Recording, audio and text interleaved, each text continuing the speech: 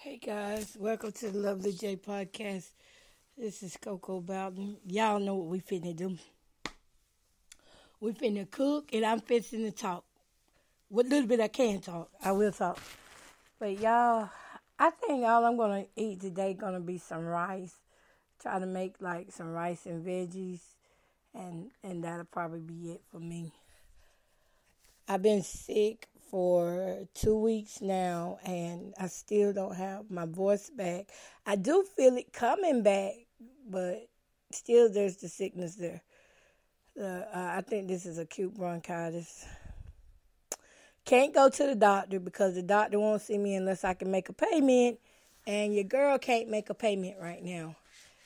Okay, I can't make a payment right now, so pretty much, I'm left to fend for myself, and I feel like I'm doing the best I can, with what I have. I have some antibiotics I have here from a previous situation. I have my breathing treatments. I have like inhalers. I have the COPD inhalers. And I also have the fast acting inhalers, for emergency attacks. And I have been having to wake up out of my sleep because these coughing attacks come on. And it's always around 6 o'clock, come to think about it. And I've been having to wake up and tend to that, and I have to go ahead and take like 2 breathing treatments every time I get up. It's something now. Listen, now, it ain't for the faint at heart. Because being sick is being sick. And this thing is bad. And I hate that I cannot go to a doctor right now. And yet I don't feel like I need to be in somebody's emergency room either. I feel like I'm getting a little better. Anyways, before I cook the rice, I need to cook me some... I need to cook. What is it that I want to cook? I'm going to mix these rices because I ain't never had them before, so I'm going to be mixing it. Some healthy grains, quinoa blend, and brown rice along with some yellow rice. I'm going to mix them all together. I know brown rice takes a little bit longer to cook than the yellow rice, but I'm still going to mix them together. Anyways, about this sickness, like I said, I believe it's chronic bronchitis, and it does hurt. I'm not going to lie, it hurts, and it takes so much energy from me. It takes a lot of energy from me. And having to take those treatments so much is, that alone just, ugh. I'm tired of taking treatments. I had this little bit of tonic water. It's diet tonic water. But you know what? I did not know tonic water was a soda. Did y'all know that? I looked at the carbohydrates on it, and I was like, oh no. Carbohydrates was high. And then when I started looking more into it, it said that it's a soda. Wouldn't have never known. Okay, so what am I fixing to do right here? I am going to cook me. You know what? Hold up. I gotta find it.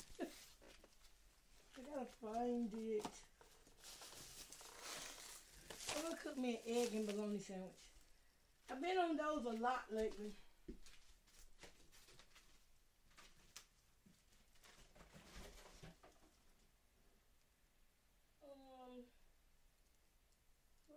Where it at? I don't see my fresh bologna.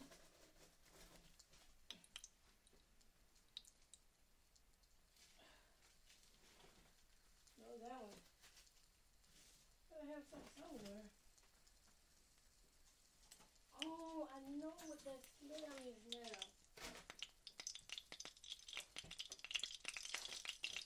That's sitting over there ready to cook. I'm over here messing around. I'm coming.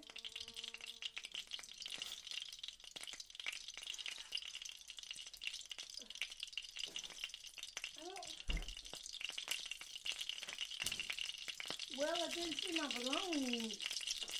Where's it at?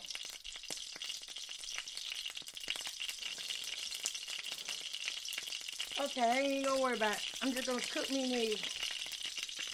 Ooh, what's this thing popping?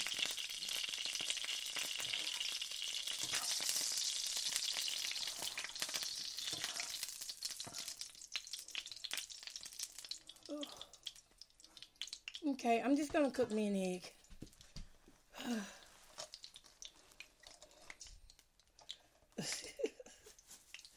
I don't know what I did.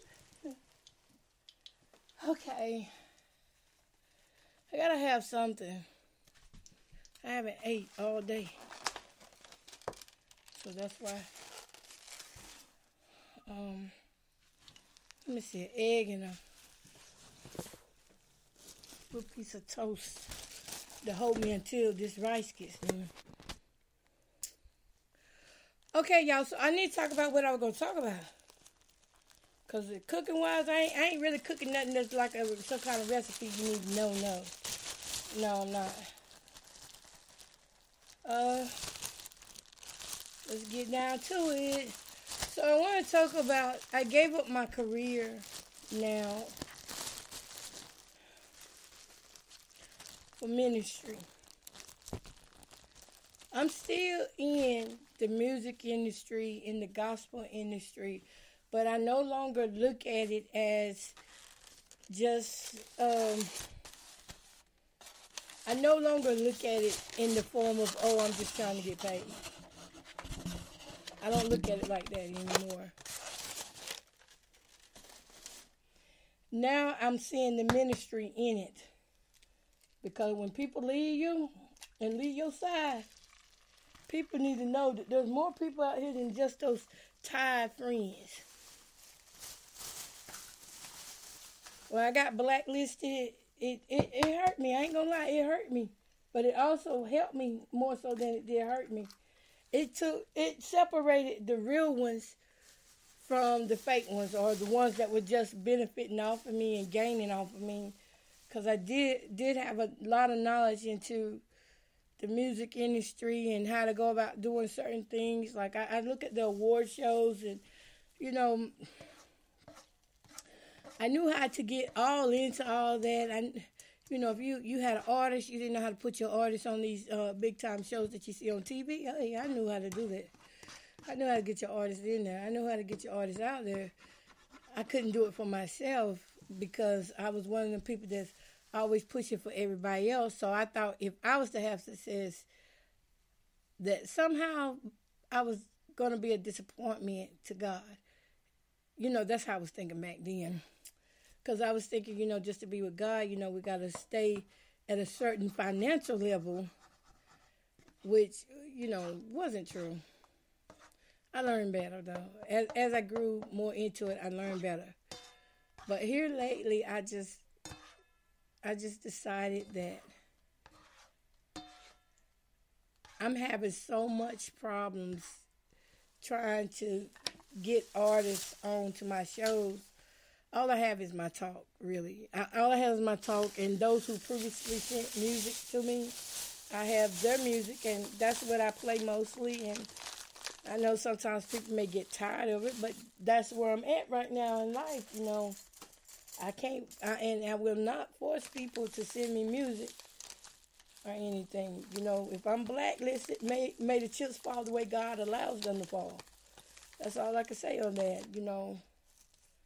I'm not trying to win no cookies here. I got an eternal goal, and that's the goal that I'm sticking by, is my eternal one. Because this one right here in life, this ain't getting it. But my eternal goal is the one that I'm following, and that's why I said that, far as everything goes, I want to stick in that realm of, instead of saying my career is the music industry, I want to stick in ministry. I gave up career for ministry. And it just feels different to me when I look at it as the ministry that God gave to me, because God did give it to me. If he wouldn't have gave it to me, y'all, I would have been exhausted with people and with, just trying to come on here. And, you see your numbers get low, you see your numbers get high, you be like, oh, I'm tired of this. This sucks. I haven't been one that's been tired of it, because it did become my ministry. This outlet became the place where I could tell you testimonies of how I overcame certain situations. Just like if you play back, really it's probably about 1,500 episodes of just this show alone, or more, 1,500, 2,000. I had to keep deleting episodes, but somewhere out there, there's still out there episodes. And I just had to turn it into my ministry. Like, this is like my ministry. It's not a career. It's not a place where I want to play with people's feelings or try to take people for money. And it gets hot because it's real ministry, because no ministry is perfect. If you don't have some times in your life where you fail at things, then, you don't allow God to show you better. So here, I can fall. I can fall hard. I can fall lightly. I can fall heavy or light. But I can fall. And when I fall, I can get back up, because I'm not in a place of career readiness. I know that's what we're taught, career readiness. I'm in a place of ministry. My life is the ministry that God has given me, and I want to look at it as such. And it doesn't stop anything that I'm going through just because I call it ministry. It probably make it worse, really, because now we got devils, people who are serving the devil openly. They want you to know that they're serving the devil, and they want you to know that they are against anything that comes against their power of darkness. And so either way it goes, you become a target. Yup. But I didn't give up on anything that I do. I just had to change how I was looking at it. I had to look at it as a ministry. It's not being just no career. It was a career when I first started. When I first started in the music industry, it was a career. Once you see how quick people can turn on you, that's when it starts becoming a ministry, according to how you respond to them turning on you. I thank God I didn't lose it all because of people. I trusted people who did not have my best interests at heart. I gave in to people who I thought could help me go a lot further in the industry, and come to find out, they just needed me to be one of the numbers. See, let me tell y'all how this thing works. You got some people that see your potential, and when they see your potential and they see that God inside of you, like that God in you fitting to get big, and it's fitting to outshine them, outdo them, it's nothing they can do to stop that. But there's something you can do to stop that, is by being desperate to be on somebody's team. There were times that I knew I had the skills, but I was desperate to be on people's team. And that's where I learned a lot, but at the same time, I had to take hard falls, because they put me on their team so they could stop my progress. See, because once you start working with somebody else or working for somebody else, you're no longer working on your goals. You're working on helping them build, and your building going to go lacking. And that's what happened with me. My building went lacking because for 8 of those years that I worked out there hard and diligently, y'all, that's my air came on. I helped others build their foundations and platforms, and mine just, the more I build with them, the smaller mine got. Yup. The smaller mine got. And then when it came down to the blacklisting thing, you know, once I got blacklisted, you know, I thought I was small already, but they sure enough pulled me back. They blew me up just so that they could pull me down to have a hard fall. And thank God my mind was in Christ, because if I would have failed outside of Christ, it wouldn't have been no coming back from that. Because you got to look at, that's ego and pride and career. That's why I say mine ain't no career. Mine is a ministry. I don't care how you look at it. But I label it myself as a ministry. Because when you sit back, you didn't work hard to build your name. You didn't work hard to build your brand. Career. And all it takes is one person to hate you for it to be gone, blown away, just like that. One person in power. Let's say it like that, because that's the talk most people understand, is when you start saying power. One person in power with money.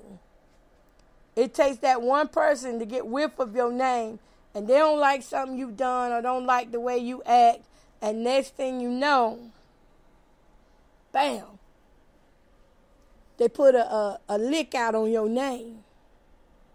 You become a target. You become an enemy of the state. When you become an enemy of the state, you know how many people out here say they don't believe in racism, and how many people out here say they fighting against racism, and the truth is, they are fooling it. They're not fighting against it. They're fooling it. I don't care how many marches they get. If you're a black person and you're doing a march and a protest, you better go hear what Martin Luther King said. He said he led his people into a burning building. He did that. And he got the Nobel Peace Prize for leading his people right into the burning building. Now, I'm not saying anything bad about Martin Luther King, but what I am saying is that if you don't have something in you outside of determination, because determination is what gets us up. It's what drives us. We determined to do this, determined to do that. If you don't have someone inside of you outside of that, when you fall, it can destroy every piece of your life. It can destroy you to the point you don't come back from it. There were times I didn't feel like I was going to come back from that industry loss, that industry hit. Because when I started showing up to programs, people started treating me funny. I went from friendly faces, getting hugs and saying, hey, how you doing? And, you know, what you got going on? Can I assist you in this? Do you got some music for me? I went from saying all that, you know, industry language, to people rolling their eyes at me, looking at me like, I'm not going to give her my music because, you know, something out on her name. You know, her name is flagged. I don't want to give her my music. Nope, I don't want my music played on that station. I heard what they say about her. Now, whatever they said about me, I don't know. But I do know it was said. So I went from that. I came home that night after that program. I was like, wow. People were blowing horns at me. You hear me? People were blowing horns at me. They were turning their nose up at me.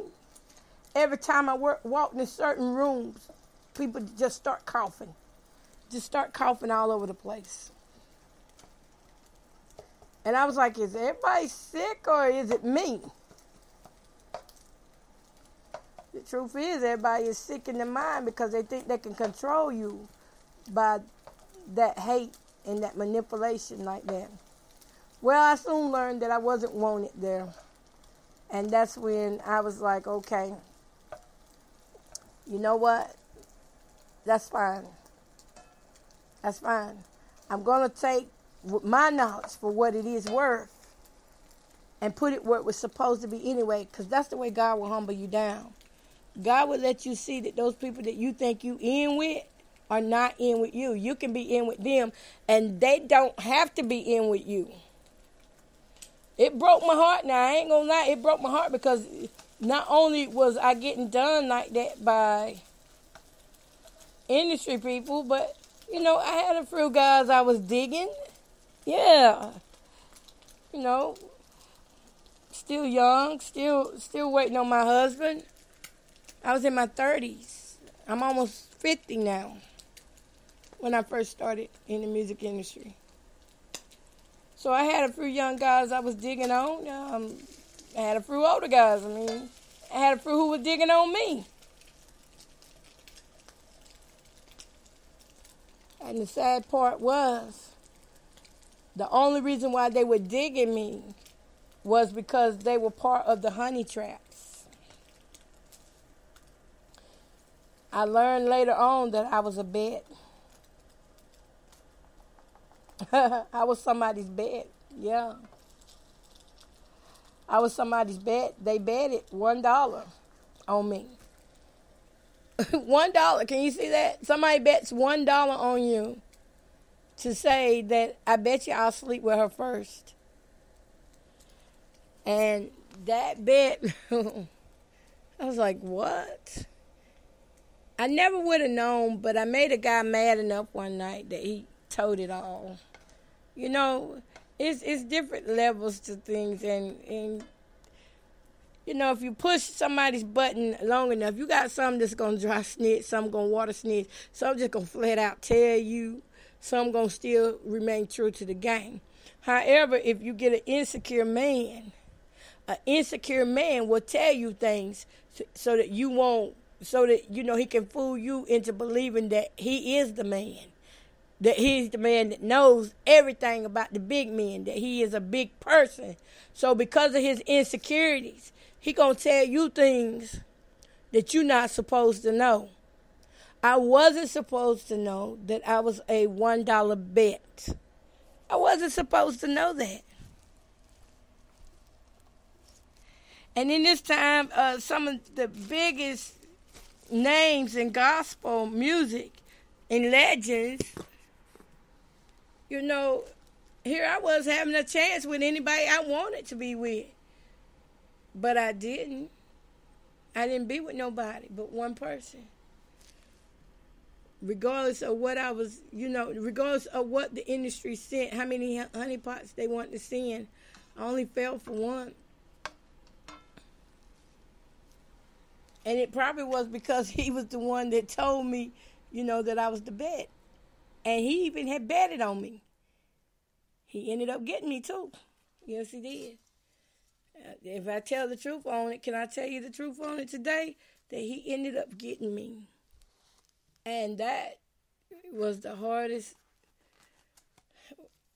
It was one thing to learn that I was a bet, but it was another thing because my trust was now broken with that person because we had then built the bond. We had chemistry. And when I found out that he was the one that won the bet, it broke my heart to know he was the honeypot that was sent to me.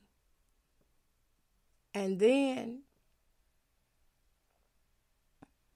I thought it was over, but it wasn't. Even though that was so, he grew to like me. He grew to like the real me and to know the real me. And I grew to like him. And no matter how close we got, there was still a guard up saying, girl, you can't.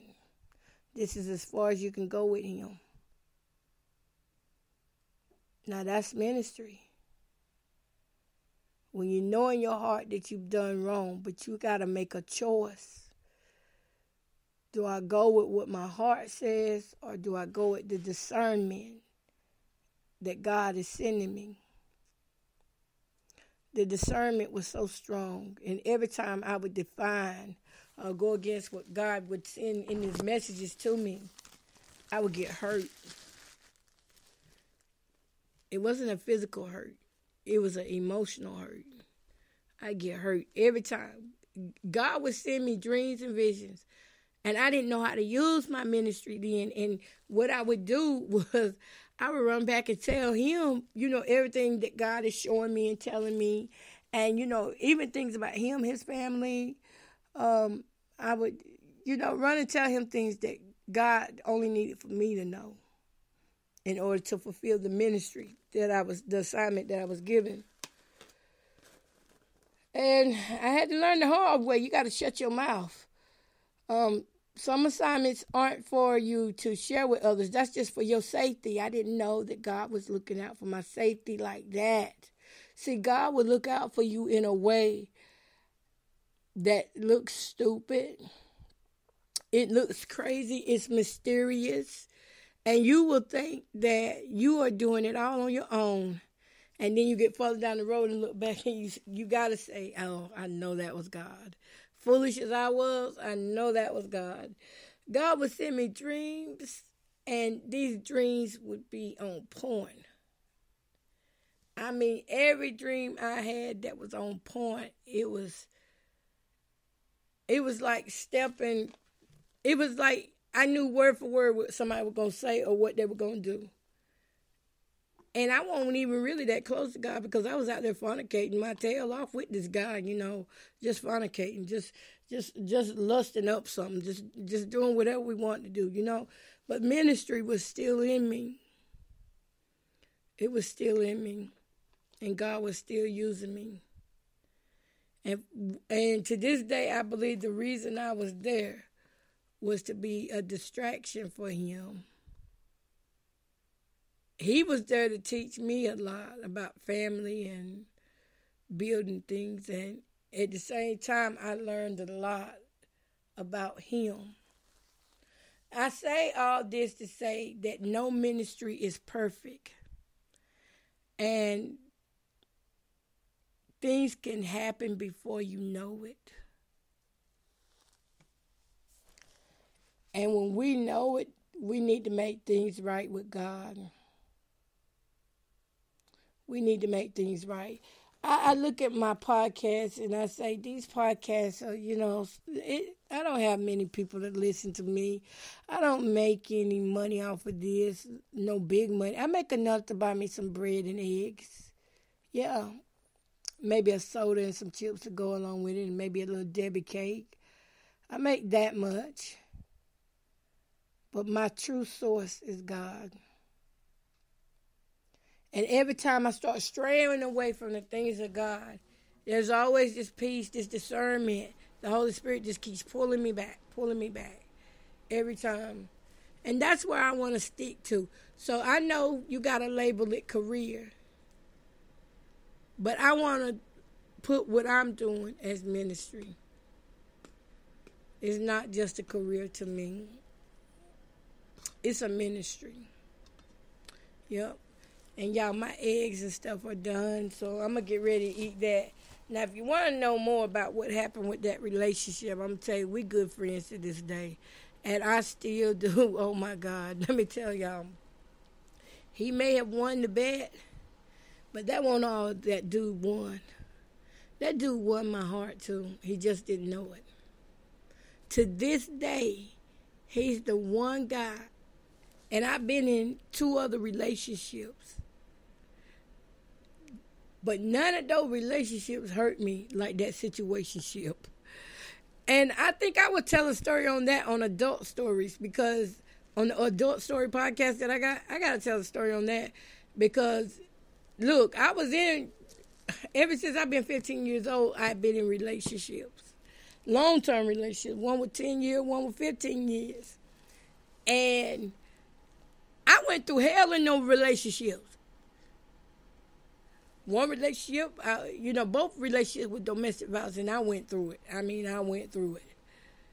Oh, if I was to tell you the story of everything I went through, because I went through it. But another day for that. But nothing hurt me like that man in that situationship. Man, I waited for that man. I'm going to say this. I don't even think that it was that he didn't love me. I just think that the love he had for me wasn't enough. I think there was a small part that loved me, and his pride overrode his love for me. That's what I think. And so we never had we tried the relationship for 2 months and that ended, but we just couldn't stay away from one another. So that situationship hurt me more than both of my long-term relationships altogether. I'm still dealing with that. And I don't mind being honest with myself about that and honest with y'all about it. I'm still dealing with that. I see that man right to this day. And my heart still just melts. Even though I know who he is, my heart still just melts. And that's where self-control comes in it. And I have to say, heart, now listen. I can't go by you always because you'll stir me wrong. So I got to go by the Holy Spirit. And the Holy Spirit reminds me that, hey, God will not withhold any good thing from you. If God felt like that man was good for you, he'd send him with a ring. Whoop! He put a ring on it. And I always told this to God, too. This is another way that I know that it's possible that he is not the one for me, my husband, because I asked God to give me a man who has never been married. That's what I asked God for. I asked him to give me a man that's never been married. But I don't know if God going to honor that or not. Now, that's my heart's desire, is to marry somebody that's never been married. I could be his first, and he'd be my first. That's what I want. But that man there, that's a stronghold. That's a stronghold walk, and I ain't lying. I had to fight temptation with that one, because it was just so much good in that. Like, how could it be wrong? My mind still ain't comprehending on that. So when my mind don't comprehend, I had to go to the Spirit. I had to go to the Scripture and take captive of every thought that's not of God. I had to take that captive, because if I don't, I'll be grabbing this man. Whew, I saw this man 2 weekends ago. I hadn't seen him in almost a year. I saw him in the flesh. And I still got joy. I got aroused to the point where I was like, oh my God. A sister had to pray to calm down. Y'all, this is how strong them spirits is. And you can hear my voice, how hyped up I get about it, because I'm telling you some truth. And I still have to fight. That fight is hard. And when he walked away, I felt drained. Because he wasn't the man for me. But my heart had then grew fond of him. And you got to know the difference. Anyways, my food is getting cold, and I know that was good for you right there. Good for you. That was good news. That situationship, boy, that situationship can break areas in you that a normal relationship won't do. And it's hard. But we'll talk about it another day, another time, another channel. Just be waiting for it, because I ain't going to talk about it. It might be tonight. It could be tonight. It just depends. Got to see how my vocals do, because you hear I'm still hoarse. We'll see. All right. Peace, love, and happiness. Y'all have a great one.